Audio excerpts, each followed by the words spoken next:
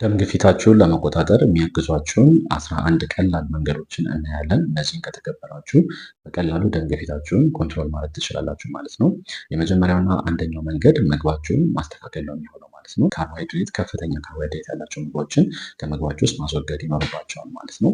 ከእነዚህ ውስጥ እንደ ፓስታ፣ መኮረኒ፣ ሌሎችንም የመሳሰሉት ምግቦች ማስወገድ ይኖርባቸዋል ማለት ነው። በሱ ቦታ ደግሞ አረንጓዴ አትክልቶችን እንደ አቮካዶ እንዲሁም ደግሞ ጎመን፣ ሰላጣ፣ ቆስጣ የመሳሰሉትን በደንብ አድ ማድረግ። ከዛ ውጭ ስጋ፣ እንቁላል የመሳሰሉትን ከነዚህ ከአረንጓዴ አትክልቶች ጋር አዋህዶ መጠቀም ደም ግፊታችሁ እንዲስተካከል እንዲሁም ደግሞ ኢንሱሊናችሁ ከፍ እንዳይልና ኢንሱሊን ከፍ ባለ ቁጥር በሰውነታችሁ ውስጥ ያለው የሶዲየም መጠን እንዲጨምር ወይም ደግሞ ፍሉድ ሪቴንድ እንዲያደርግ ወደ ሰውነታችሁ ያደርጋል ማለት ነው። ሰውነታችሁ ውስጥ ውሃ እየተከማቸ በሄደ ቁጥር ደግሞ በተለይ ሶዲየም እየተከማቸ ሲሄድ የደም ግፊታችሁ እየጨመረ ይሄዳል። ሌላኛው የኢንሱሊን በጨመረ ቁጥር ደግሞ በደም ስሮች አካባቢ የደም ስር መዛግ ወይም ደግሞ ኢንፍላሜሽን ያጋጥማቸዋል ማለት ነው። ይህ የደም ስር መዛግ ደግሞ ደም ስር እንዲጠብና ደም ግፊት እንድትጋለጡ ይዳርጋቸዋል ማለት ነው።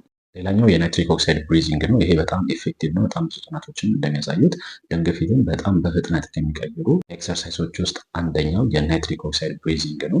በአንድ ደቂቃ ውስጥ 6 ጊዜ ነው የምትሰሩት። ያ ማለት በአንድ ደቂቃ ውስጥ 6 ጊዜ ለመስራት 10 ሰከንድ መስራት ይኖርባቸዋል ማለት ነው። ያ ማለት 5 ሰከንድ አየር መሳብ፣ 5 ሰከንድ ደግሞ አየሩን ማስወጣት፣ 5 ሰከንድ አየር መሳብ፣ 5 ሰከንድ ደግሞ አየሩን ማስወጣት።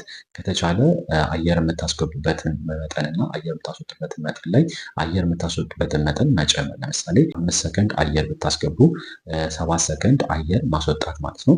ይህ በዋነኝነት ጥቅሙ ምንድን ነው? የቫገስ ነርቭ አለ ከጭንቅላት ጀምሮ እስከ ሆድ ዕቃ ድረስ የሚሄድ ትልቅ ነርቭ አለ። ያ ነርቭ ስቲሙሌት እንዲሆን ነው። ይህ ነርቭ በአግባቡ ስቲሙሌትድ የሚሆን ከሆነ ደግሞ ደም ዝውውር እንዲጨምርና በደም ግፊት እንዲቀንስ በከፍተኛ ሁኔታ ይረዳል ማለት ነው። የናይትሪክ ኦክሳይድ ብሪዚንግ ኤክሰርሳይሱን ከመስራታችሁ በፊት ደም ግፊታችሁን መጀመሪያ ቼክ ማድረግ፣ ከዛ በኋላ መስራት ኤክሰርሳይሱን፣ ከዛ በኋላ ደም ግፊታችሁን ቼክ ማድረግ። ወንበር ላይ ተቀምጣችሁ መስራት ያለባችሁ፣ ምክንያቱም አንዳንድ ሰዎች ላይ ማዞር እና መጣል አይነት ስሜት ሊያመጣ ስለሚችል ቀጥ ያለ ወንበር ላይ ተቀምጣችሁ ስሩት። ስለዚህ ይህንን በቀን ከ2 እስከ 3 ጊዜ እየሰራችሁ ደም ግፊታችሁን ቼክ እያደረጋችሁ ለውጥን በደንብ ማየት ትችላላችሁ ማለት ነው።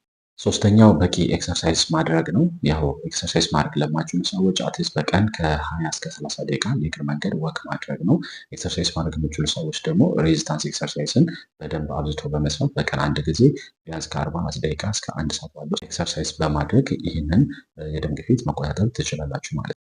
አራተኛው ነጭ ሽንኩርት ነው። በጣም ብዙ ጥናቶች እንደሚያሳየው ነጭ ሽንኩርትን በጣም ብዙ ሳያበስሉ ወይም በጥሬ መጠቀም በከፍተኛ ሁኔታ የደም ግፊትን እንደሚያቀንስ ጥናቶች ያሳያሉ። ስለዚህ በተለያየ መንገድ ጥሬ ነጭ ሽንኩርትን ምግባችሁ ውስጥ እያካተታችሁ ዳይሬክትሊ በመጠቀም ብትጠቀሙ በከፍተኛ ሁኔታ ደም ግፊታችሁ እንዲቀንስ ይረዳችኋል ማለት ነው። አምስተኛ ፖታሽየም ሌቭላችሁን መጨመር ነው ማለት ነው። ምክንያቱም ብዙ ጊዜ ጨው ቀንሱ ይባላል። ምክንያቱም ጨው በውስጡ ከፍተኛ ሶዲየም ስላለው ነው። ሶዲየምን መቀነስ እንዳለባቸው ሁሉ ፖታሽየም ሌቭላችሁን መጨመር ይኖርባቸዋል። ፖታሽየም በዋነኝነት አርተሪዎች ሃርደን እንዳይሆኑ ወይም ደግሞ እንዳይጠነክሩ እንዳያረጁ በከፍተኛ ሁኔታ ይረዳል። ስለዚህ ፖታሽየም ያላቸው ምግቦችን እንደ አቮካዶ፣ እንደ ተልባ፣ እንደ ጥቁር ጎመን፣ የሀበሻ ጎመን የምንለው ሌሎችንም እንደዚሁ አብዝቶ መጠቀም የፖታሽየም ሌቭላችሁን መጨመር ተገቢ ነው ማለት ነው። ስድስተኛነት የሶዲየም ሌቭላችሁን መቀነስ ነው። ያ ማለት ጨው ይሁን ፕሮሰስድ ከሆኑ ምግቦች የምጠቀሙ ከሆነ በማስወገድ የሶዲየም መጠናቸውን መቀነስ ነው። ሶዲየም ግን በተለይ ጨው ሙሉ ለሙሉ ማቆም ራሱን የቻሉ ጉዳቶች ሊያመጣ ይችላል። በተለይ ከፍተኛ ደም ግፊት ያላቸው ሰዎች መጀመሪያ አካባቢ ብታቆሙ ችግር የለም። ነገር ግን በሎንግ ተርም ግን ሁሌ የምታቆሙት ከሆነ ሶዲየምን ምናልባት ከሶዲየም እጥረት ጋር ተያይዞ የሚመጡ እንደ ኮርቲሶል ሌቭል መጨመር፣ የድካም ስሜት፣ የጡንቻ ህመም ወይም ደግሞ የጡንቻ መድከም እንደዚህ ችግሮች ሊያጋጥሟችሁ ስለሚችል ሶዲየም ሌቭላችሁን ማመጣጠን ያስፈልጋል። ሶዲየም በጣም ከመቀነስ ወይም ደግሞ ጨው በጣም ከመቀነስ ይልቅ የተወሰነ ቀንሶ ነገር ግን ፖታሽየም ያላቸው ምግቦችን በደንብ በመብላት ባላንስ ማድረግ ይቻላል ማለት ነው። ሰባተኛው የሂቢስከስ ቲ ወይም ደግሞ የከርከዴ ሻይ ነው። ይህ ሻይ እጅግ በጣም ብዙ ሰዎች ተጠቅመውበት ጥቅም ያገኙበት ሻይ ነው። ስለዚህ ይህንን ሻይ ለ6 ሳምንት ብቻ ነው መጠቀም የሚቻለው። ያው ነፍሰ ጡር የሆኑ ሴቶች እንዲሁም የሚያጠቡ ሴቶች ባይጠቀሙ ይመከራል። ከዛ ውጭ የኩላሊት ጠጠር ችግር ያለባቸው ሰዎች ማጠቀሙት ይመከራል። ከዚህ ችግር ውጭ ያለው ሰዎች ግን ሂቢስከስ ቲን በአግባቡ ብትጠቀሙት በከፍተኛ ሁኔታ የደም ግፊት እንዲቀንስ ይረዳቸዋል ማለት ነው። ስምንተኛ የማግኒዥየም ግላይሴኔት ሰፕሊመንትን በደንብ መጠቀም ነው። ያው ኖርማሊ ገበያ ላይ አቬለብል የሆነው 250 ሚሊግራም ነው።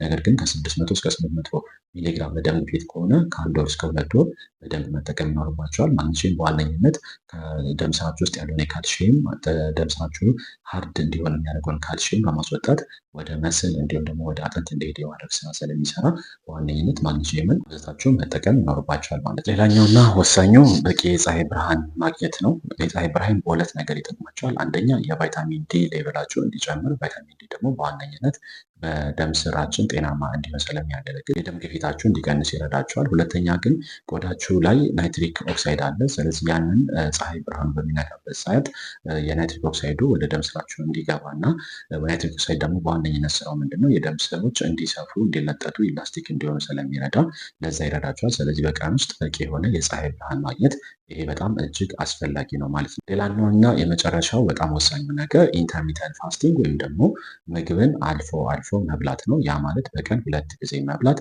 በምግቦች መካከል ከ7 ሰዓት እስከ 8 ሰዓት ጋፕ ማድረግ፣ ደግሞ ከመብላት ይልቅ አንዴ በደንብ ጥግብ አድርጎ በልቶ ከዛ በኋላ ረሃብ ሲመጣ ብቻ መብላት ሰውነታችን ሪጀነሬት እንዲያደርጉ የሞቱ ሴሎች ሪጀነሬት እንዲያደርጉ አዳዲስ ሴሎች እንዲመረቱ በማድረግ በከፍተኛ ሁኔታ የደም ግፊታችሁ እንዲቀንስ የደም ስሮች እንዲጠገኑና የደም ግፊታችሁ እንዲቀንስ ይረዳችኋል ማለት ነው።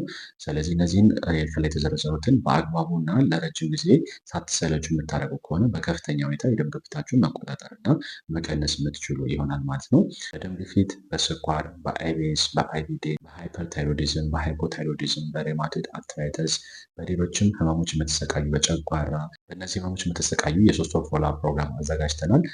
ከሀገር ውጭና ክፍለ ሀገር የምትኖሩ ሰዎች በዚህ ስልክ ቁጥር ዋትሳፕ ላይ ብትጽፉልኝ የሚመለስ ነው የሚሆነው። አዲስ አበባ የምትኖሩ ሰዎች በአካል መጣችሁ ህክምናችሁ መከታተል ትችላላችሁ ማለት ነው። እጅግ በጣም ብዙ ቴስቲሞኒዎች ዩቲዩብ ላይ እና ቲክቶክ ላይ አሉ። የገባችሁ ተመልከቷቸው። አመሰግናለሁ።